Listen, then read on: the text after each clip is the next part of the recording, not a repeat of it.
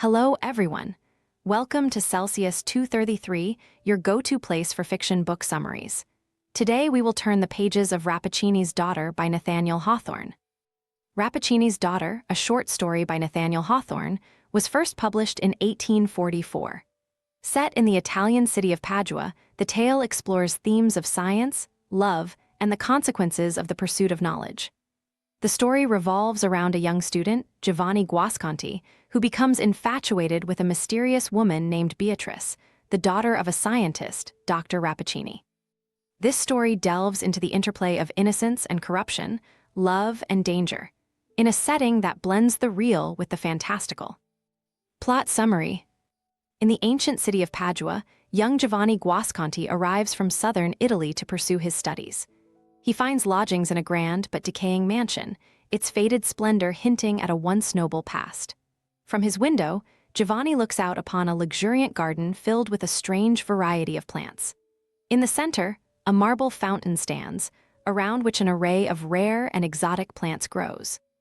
One plant, in particular, stands out with its profusion of large, purple blossoms, each radiating an almost unnatural brilliance. Giovanni learns from his landlady, Lisabetta, that this garden belongs to the infamous doctor Giacomo Rappaccini, a scientist renowned for his experiments with poisonous plants.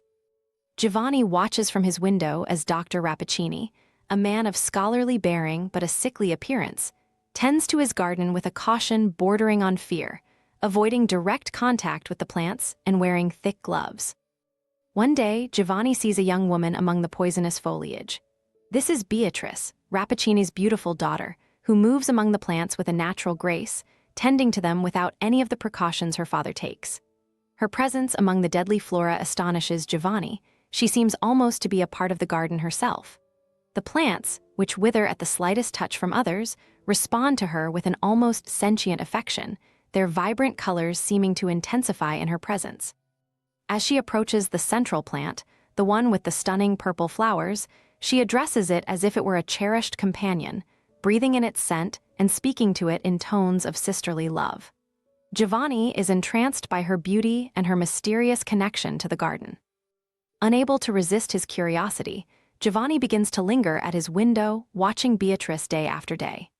His fascination grows into an obsession, and despite the warnings from his mentor, Professor Pietro Baglioni, about Dr. Rappaccini's dangerous experiments, Giovanni longs to meet her. Baglioni hints at dark secrets, suggesting that Rappaccini's passion for science knows no bounds and that he has used his own daughter in his experiments.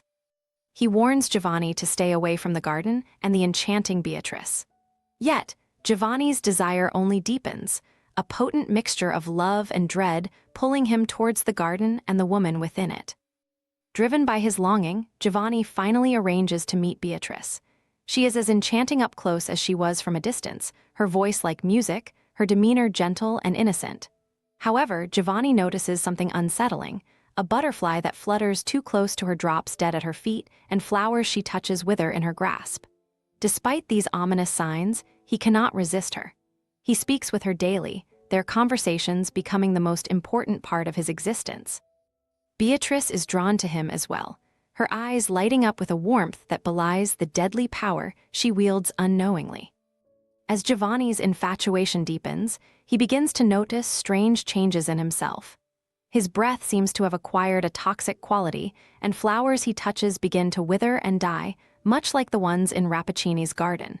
He becomes horrified at the realization that his proximity to Beatrice has somehow poisoned him.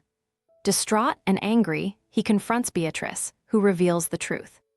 She has been nurtured on the poisons of the garden since childhood by her father, who sought to make her as immune to the plants as he is. Beatrice has lived her life in isolation, her touch and breath deadly to all but the poisonous plants. Despite this, she has retained her innocence and purity of heart, longing for human connection that her father's experiments have denied her. Giovanni's horror turns to rage. He feels deceived, manipulated into becoming a part of Rappaccini's experiment. In his anger, he accuses Beatrice of being a willing accomplice in her father's schemes. Beatrice, heartbroken, denies any such intention. She has always yearned to be free of her poisonous nature, to live and love like a normal woman. Giovanni, however, is too consumed by his fear and loathing to listen. In his desperation, he turns to Baglioni, who offers him a silver vial containing an antidote, claiming it will rid Beatrice of her poisonous nature. Giovanni brings the antidote to Beatrice, urging her to take it so they can be together. Beatrice, though she fears the consequences, agrees out of love and a desire to be free from her father's influence. She drinks the antidote, but instead of curing her, it acts as a poison, destroying the very essence of her being.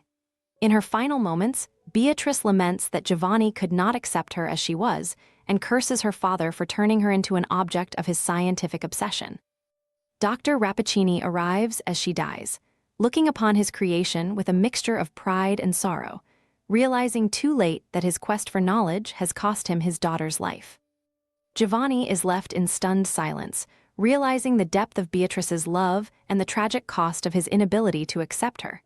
He has lost the one thing he desired most because he could not see past his fear and revulsion. Dr. Rappaccini, in his pursuit of scientific mastery, has created not a triumph, but a tragedy, sacrificing his daughter's humanity on the altar of knowledge. That's it for now. If you enjoyed this, check out other books by Nathaniel Hawthorne. You'll find them in the description or just search for them on Celsius 233. Remember, while our summaries capture the essence, they can never replace the full experience of reading the book. If this summary intrigued you, consider diving into the complete story, buy the book, and immerse yourself in Nathaniel Hawthorne's original work. Bye-bye, take care, have fun.